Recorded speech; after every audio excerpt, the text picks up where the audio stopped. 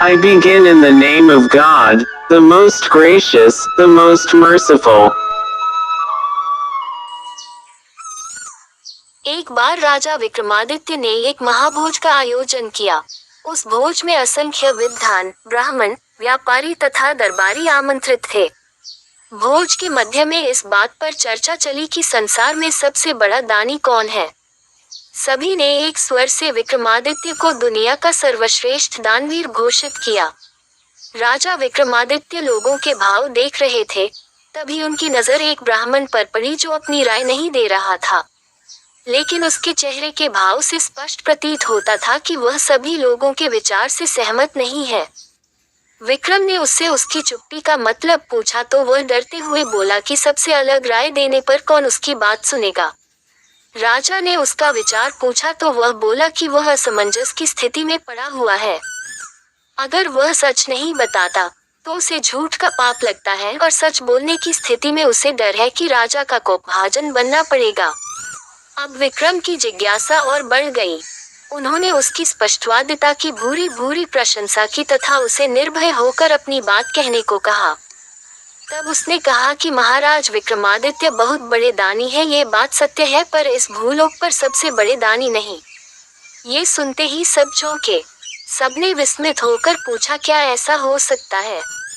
उस पर उस ब्राह्मण ने कहा कि समुद्र पार एक राज्य है, जहाँ का राजा कीर्तिध्वज जब तक 1,00,000 स्वर्ण मुद्राएं प्रतिदिन दान नहीं करता तब तक अन्न जल भी ग्रहण नहीं करता है।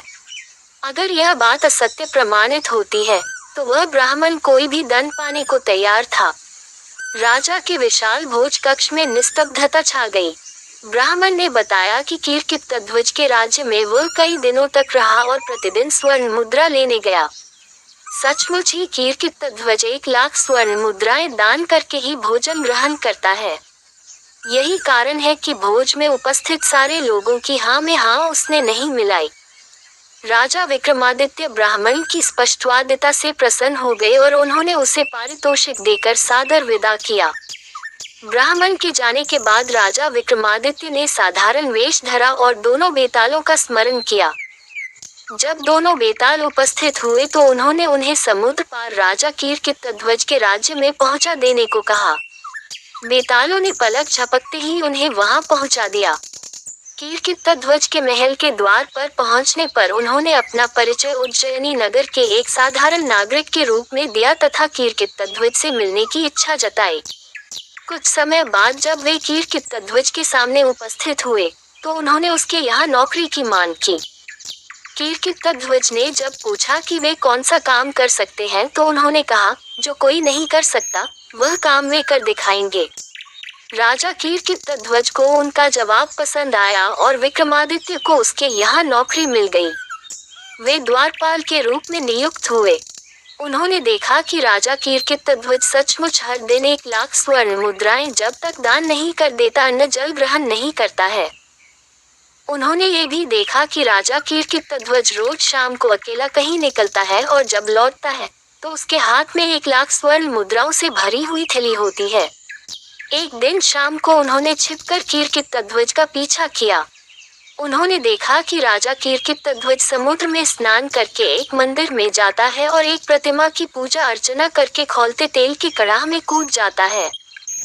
जब उसका शरीर जल भुन जाता है तो कुछ जोगनियां आकर उसका जला भुना शरीर कड़ाह से निकालकर नोच नोच कर खाती हैं और तृप्त होकर चली जाती हैं। जोगनियों के जाने के बाद प्रतिमा की देवी प्रकट होती है और अमृत की बूंदें डालकर कीर्तिध्वज को जीवित करती हैं।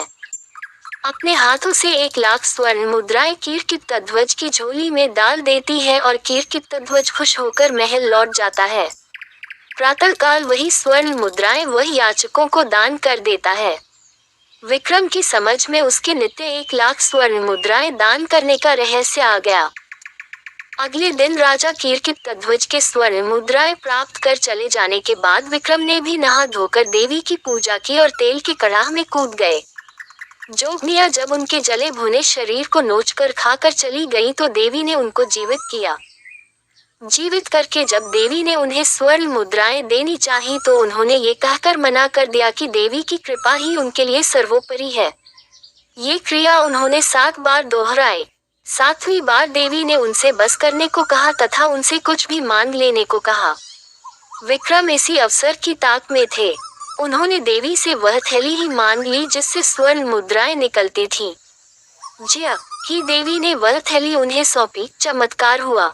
मंदिर, प्रतिमा, सब कुछ गायब हो गया। अब दूर तक केवल समुद्र तट दिखता था। दूसरे दिन जब कीर्तिध्वज वहां आया तो बहुत निराश हुआ। उसका वर्षों का 1,00,000 स्वर्ण मुद्राएं दान करने का नियम टूट गया। वह अन्न जल त्याग कर अपने कक्ष में असहाय पड़ा रहा। उसका शरीर क्षीण होने लगा। जब उसकी हालत बहुत अधिक बिगड़ने लगी तो विक्रम उसके पास गए और उसकी उदासी का कारण जानना चाहा। उसने विक्रम को जब सब कुछ खुद बताया तो विक्रम ने उसे देवी वाली थैली देते हुए कहा कि रोज रोज कड़ाह में उसे कूदकर प्राण गंवाते देख वे द्रवित हो गए, इसलिए उन्होंने देवी से वह थैली ही सदा के लिए प्राप्त कर ली।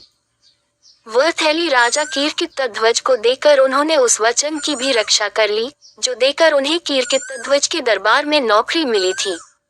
उन्होंने सचमुच वही काम कर दिखाया जो कोई भी नहीं कर सकता है। राजा कीर्तिध्वज ने उनका परिचय पाकर उन्हें सीने से लगाते हुए कहा कि वे सचमुच इस धरा पर सर्वश्रेष्ठ दानवीर हैं, क्योंकि उन्होंने इतनी कठिनाई के बाद प्राप्त स्वर्ण मुद्रा प्रदान करने वाली थैली ही बेझिझक दान कर डाली जैसे कोई तुच्छ चीज हो। 14वीं पुत्री सुनैना ने जो कथा कही वह इस प्रकार है। राजा विक्रमादित्य सारे नृपोचित गुणों के सागर थे। उन जैसा न्यायप्रिय, दानी और त्यागी और कोई न था। इन नृपोचित गुणों के अलावा उनमें एक और गुण था। वे बहुत बड़े शिकारी थे तथा निहत्थे भी हिंसक से हिंसक जानवरों का वध कर सकते थे।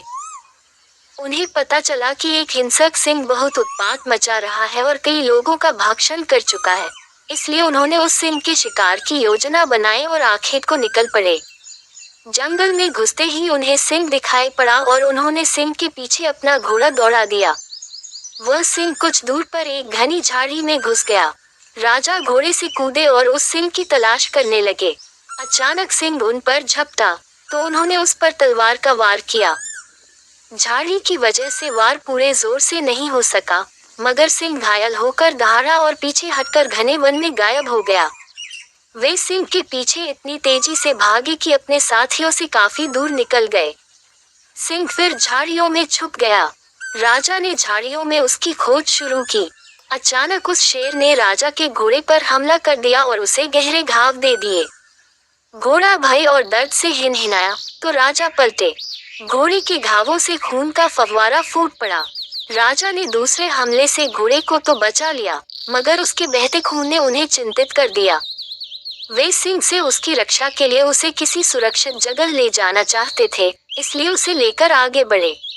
उन्हें उस घने वन में दिशा का बिल्कुल ज्ञान नहीं रहा। एक जगह उन्होंने एक छोटी सी नदी बहती देखी। वे घोड़े को लेकर नदी तक आए ही थे कि घोड़े ने रक्त अधिक बह जाने के कारण दम तोड़ दिया। उसे मरता देख राजा दुख से भर उठे। संध्या गहराने लगी थी, इसलिए उन्होंने आगे न बढ़ना ही बुद्धिमानी समझा। वे एक वृक्ष से टिककर अपनी थकान उतारने लगे। कुछ ही क्षणों बाद उनका ध्यान नदी की धारा में हो रहे कोलाहल की ओर गया। उन्होंने देखा दो व्यक्ति एक तैरते हुए शव को दोनों ओर से पकड़े झगड़ रहे हैं। लड़ते लड़ते वे दोनों शव को किनारे लाए। उन्होंने देखा कि उनमें से एक मानव मुंडों की माला पहने विभत्स दिखने वाला कापालिक है तथा दूसरा एक बेताल है जिसकी पाठ का ऊपरी हिस्सा नदी के ऊपर उल्टा सा दिख रहा था। वे दोनों उस शव पर अपना अपना अधिकार जता रहे थे। कापालिक का कहना था कि यह शव उसने तांत्रिक साधना के लिए पकड़ा है और बेताल उस शव को खाकर अपनी भूख मिटाना चाहता था। दोनों में से कोई भी अपना दावा छोड़ने को तैयार नहीं था। विक्रम को सामने पाकर उन्होंने उन पर न्याय का भार सौंपना चाहा तो विक्रम ने अपनी शर्तें रखी। पहली यह कि उनका फैसला दोनों को मान्य होगा और दूसरी कि उन्हें वे न्याय के लिए शुल्क अदा करेंगे। कापालिक ने उन्हें शुल्क के रूप में एक बटुआ दिया जो चमत्कारी था तथा मांगने पर कुछ भी दे सकता था। बेताल ने उन्हें मोहिनी चंदन काष्ठ का टुकड़ा दिया जिसे घिसकर लगाकर अदृश्य हुआ जा सकता था। उन्होंने बेताल को भूख मिटाने के लिए अपना मृत घोड़ा दे दिया तथा कापालिक को तंत्र साधना के लिए शव। इस न्याय से दोनों बहुत खुश हुए तथा संतुष्ट होकर चले गए। रात घेर आई थी और राजा को जोरों की भूख लगी थी। इसलिए उन्होंने बटुए से भोजन मांगा। तरह तरह के व्यंजन उपस्थित हुए और राजा ने अपनी भूख मिटाई। फिर उन्होंने मोहिनी काष्ठ के टुकड़े को घिसकर उसका चंदन लगा लिया और अदृश्य हो गए। अब उन्हें किसी भी हिंसक वन्य जंतु से खतरा नहीं रहा। अगली सुबह उन्होंने काली द्वारा प्रदत्त दोनों बेतालों का स्मरण किया तथा अपने राज्य की सीमा पर पहुंच गए। उन्हें महल के रास्ते में एक भिखारी मिला जो भूखा था। राजा ने तुरंत कापालिक वाला बटुआ उसे दे दिया ताकि जिंदगी भर उसे भोजन की कमी न हो। Subscribe and share and like and comment. But now as you like.